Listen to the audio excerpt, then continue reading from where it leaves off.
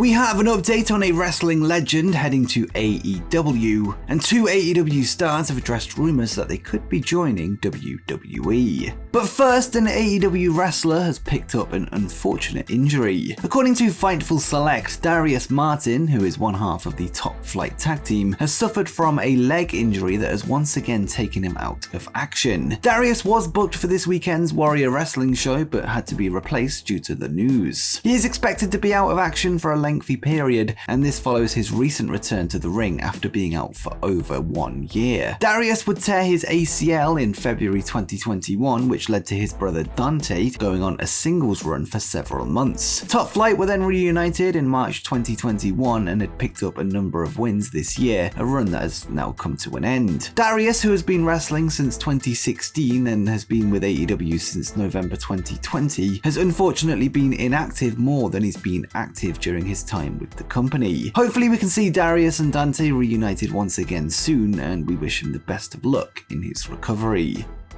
Next up, we have an amazing story coming from Japan concerning the president of New Japan Pro Wrestling who has saved a life. Last night, Takami Obari, who recently appeared on AEW Dynamite for the announcement of the Forbidden Door event, would take to Twitter to tell a story from his journey back to Japan. He would reveal that he's had to help a young girl that was stuck between a train and the platform, eventually helping her mother, leading to her rescue. And he would write, "I just returned to Japan and am on my way home by train. A few minutes ago, a girl who could barely stand fell between the train and the platform. She was lying on the platform, and with the help of her mother, we managed to pull her up. Her little face could barely fit through the gap. Parents, beware. Since I retired from volleyball, my height has never been so useful. My heart is still racing." This is a great story to hear, with Obari stepping up and playing a key part in the rescue of the child. Let's hope that the kid's okay following the ordeal.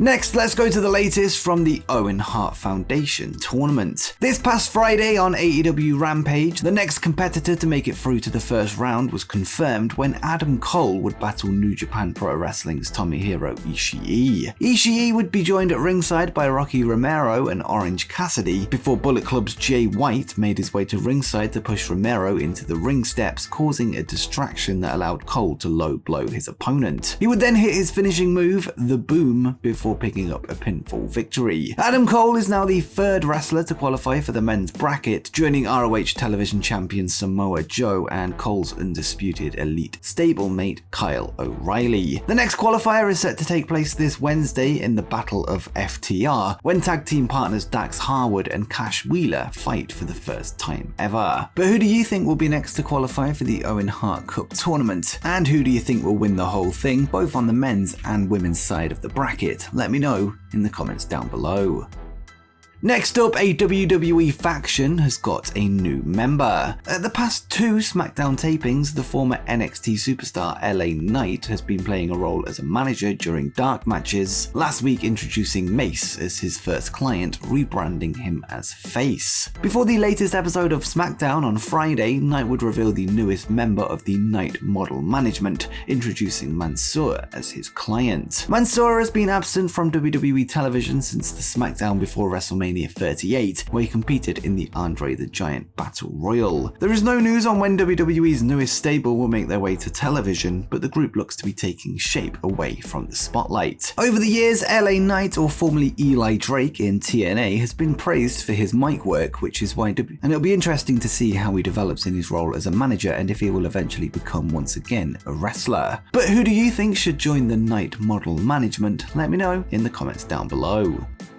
Now let's get to last night's Impact Wrestling Rebellion pay-per-view, where new champions were crowned. The show would see 5 titles on the line, including one of those belonging to the Lucha Libre AAA promotion, and 3 of them would change hands. The first new champion would be crowned in the bout for the AAA Reina del Reinas Championship, when Deonna Purrazzo would put her title on the line against Taya Valkyrie. In the end, Valkyrie would escape Purrazzo's Fujiwara armbar before dropping her with the Road to Valhalla for the pinfall win. win. Taya is now a 4-time Reina de Reinas champion in AAA, ending Diona's 252-day reign. Later on, a new Impact X Division champion would be named after a triple threat match between Mike Bailey, Ace Austin, and the champion Trey Miguel. The action-packed match would end when Trey Miguel would try and pin Mike Bailey before Ace Austin stopped the referee from counting to 3. Ace would then hit Miguel with the fold, scoring the 1-2-3. Trey Miguel's 182-day reign has now come to an end, with Ace Austin being a 3-time X Division champion. And lastly, the show would be main evented by a match for the Impact World Championship, where Josh Alexander would finally get his redemption against Moose. In October 2021, Josh would defeat Christian Cage to become the new world champion, only for Moose to cash in his Call Your Shots title shot just seconds later, taking the belt from him. Alexander would become a 2-time champion last night after he put Moose away with a C4 spike. He would then celebrate with his wife and son, reminiscent of his first world title win at Bound for Glory last year. This ends Moose's 182-day reign. Josh Alexander would recently sign a new contract with Impact, and it looks like they have big plans for him going forward.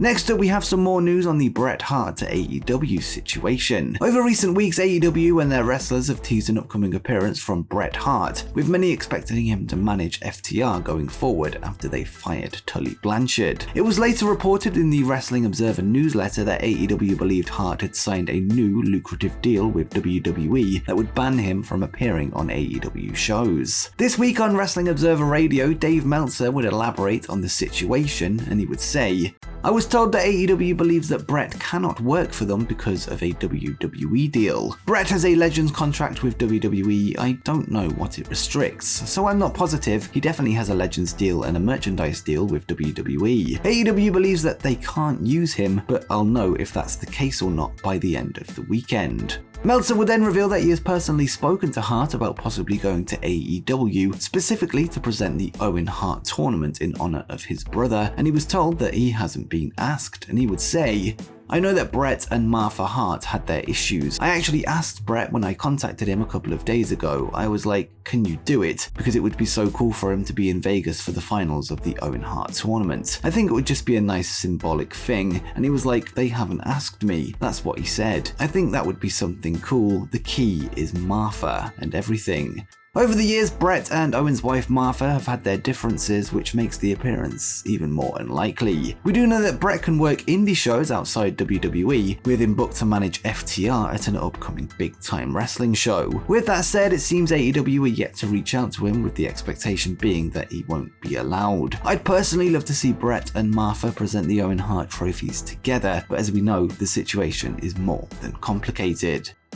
Next up, 2 AEW wrestlers have addressed reported interest from WWE. It was recently reported by Fightful Select that WWE have their eye on current ROH Tag Team Champions FTR, with their contracts set to expire next month. Speaking with the Wrestling Perspective podcast this week, Dax Harwood and Cash Wheeler would be asked about the speculation. Harwood would state that they won't talk about contract status with anyone out of respect for AEW President Tony Khan, and he said, "I think both companies are in the business of getting talent and getting talented talent, not just any talent. And I think they've seen the wave we've made, especially in the last 8 to 10 months, more so in the last 4 months. So yeah, why wouldn't they put feelers out? Why wouldn't they ask about it? Here's the thing, we respect Tony so much. We would never in a million years, while we're under contract with the company, would we ever go behind his back and talk contract status with anybody else. No other company. We would never do that to him because we have too much respect for what he's given us and what he's allowed us to do."